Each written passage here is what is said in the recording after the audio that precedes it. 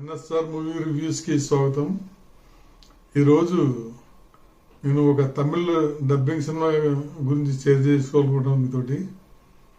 దీనికన్నా ముందు మా ఛానల్ సబ్స్క్రైబ్ చేయని వాళ్ళు ఎవరైనా ఉంటే సబ్స్క్రైబ్ చేయవద్దు కూర్చున్నాను. ఈ సినిమా పేరు వచ్చి తిట్టం ఎరందు అని ఉంది తమిళ్లో. ఇది డబ్బింగ్ ప్లాన్ బి. డైరెక్ట్గా ప్లాన్ బి అని కొడితే శ్రీనివాస్ రెడ్డి సినిమా వస్తుంది. అలా కాకుండా తిట్టం ఎరందు ప్లాన్ బి అని కొడితే ఇది వస్తుంది. సినిమా ఎలా ఉంది ఏంటి అనేది తెలియజేస్తున్నాను. ఈ సినిమా వచ్చి స్టోరీ ఏంటంటే, అదిర అనే అమ్మాయి ఊరు వెళ్తానికి టికెట్ బుక్ చేసుకుంటుంది స్లీపర్ బస్సులో. బుక్ చేసుకుంటే బస్సు ఎక్కితే నైట్ వెళ్ళేపటికి అందులో ఒక యువకుడు ఉంటాడు. ఇదేంటి నేను ముందు లేడీస్ ఉంటానని తెలియదు ఎలా బుక్ చేస్తాను అంటే, స్లీపర్ బస్సులో రెండు పెద్దలు కలిపి ఉంటాయి కదా, ఇదేంటి ఎలా వస్తే ఎలా బుక్ చేశారని అడిగితే లేదు నేనే ముందు బుక్ చేశాను అంటాడు ఆ అబ్బాయి. ఇలా ఆర్గ్యుమెంట్ జరిగితే చివరికి ఏమంటాడంటే, సరే అమ్మాయి కదా ఉద్దేశంతో సరే మీరు అడ్జస్ట్ మీరు ఉన్నానంటే నేను వేరే చోట కూర్చోడానికి వెళ్ళిపోయి డ్రైవర్ పక్క సీట్లో కూర్చుంటాడు. అలా మిడ్ నైట్ బస్సు ఎక్కడ ఆగినప్పుడు చూస్తే అతను కుడిబాట్లు పడుతూ ఉంటాడు ఆ అబ్బాయి. ఒక నా వల్లే ఇబ్బంది పడుతున్నాడు అన్న ఫీలింగ్ తోటి ఆ అబ్బాయిని లేపి పర్లేదు రండి షేర్ చేసుకోమని పర్లేదు, నా వల్ల మీరు ఇబ్బంది పడుతున్నారు అని చెప్పుద్ది. ఆ అబ్బాయి సరే వద్దులేండి అన్నా సరే ఇప్పించుకోండి అనేప్పటికీ వెళ్తారు. వెళ్ళి ఇద్దరు షేర్ చేసుకుంటారు బెత్తలు. బస్సు గమ్యస్థానం చేరేపటికి ఏమవుతుందంటే ఆ అబ్బాయి ఉన్నాడు తిరిగిరుడికి. దిగేపటికి ఈ అమ్మాయి ఒకటే దిగి సరే వెళ్ళిపోతుంది పోలీస్ స్టేషన్ ఏం తీరుతుందంటే అమ్మాయి ఇన్స్పెక్టర్, తన డ్యూటీకి తను వెళ్ళిపోద్ది. వెళ్ళిపోయేటప్పటికి పోలీస్ స్టేషన్లో ఈ అబ్బాయి ఉంటాడు నైట్ జర్నీ చేసిన అబ్బాయి. ఇదేంటి ఇక్కడ ఉన్నావేంటి అని అడిగితే, ఇలాగా నేను చిన్న స్మాల్ మూవీస్లో యాక్ట్ చేస్తుంటాను, దాని నిమిత్తం వచ్చాను ఇక్కడికి పోలీసు క్యారెక్టర్ కోసమని, ఎలా ఉంటుందో ఏంటి వాళ్ళ బిహేవియర్ తెలుసుకుందాం వచ్చాను అంటాడు. అంటే ఓకే అని రమ్మంటుంది, సరదాగా కూర్చుంటాడు కాసేపు. సరే వెళ్ళిపోతారు ఎవరు వాళ్ళు. అయితే ఈ ఎదురాకి ఒక ఇన్వెస్టిగేషన్ వస్తుంది, ఒక మర్డర్ కేసు ఇన్వెస్టిగేషన్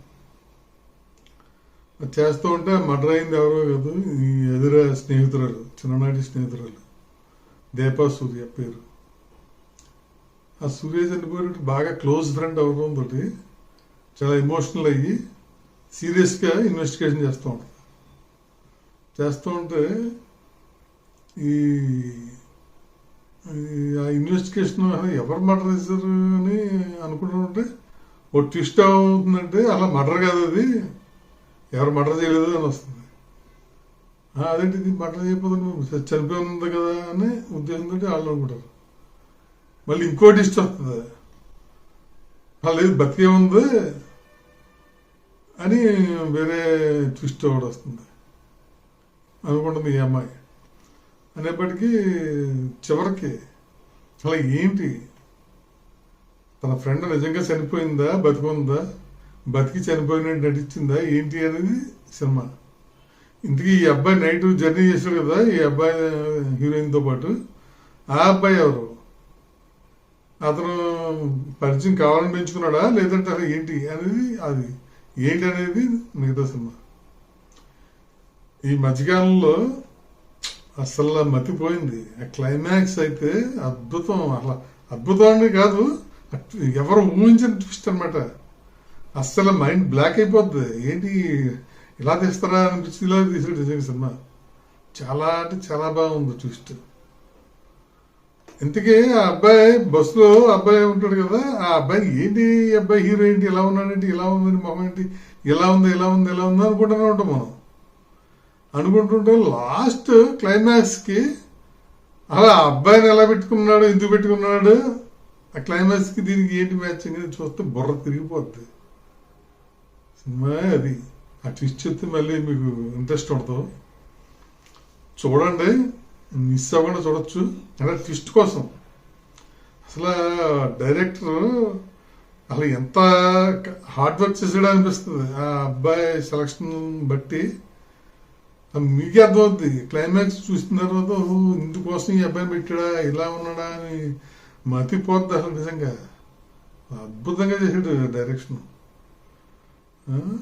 చాలా అంటే చాలా. విఘ్నేష్ కార్తిక్ డైరెక్టర్ చాలా బాగా చేశాడు.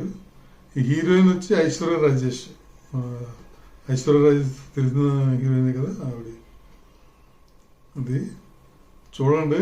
ఇది ఈ సినిమా వచ్చి ఓటీటీ ఏ ప్లాట్ఫామ్ అంటే సోనీ లివ్ దాంట్లో ఉంది. చూడండి, మిస్ అవ్వకుండా. Thank you.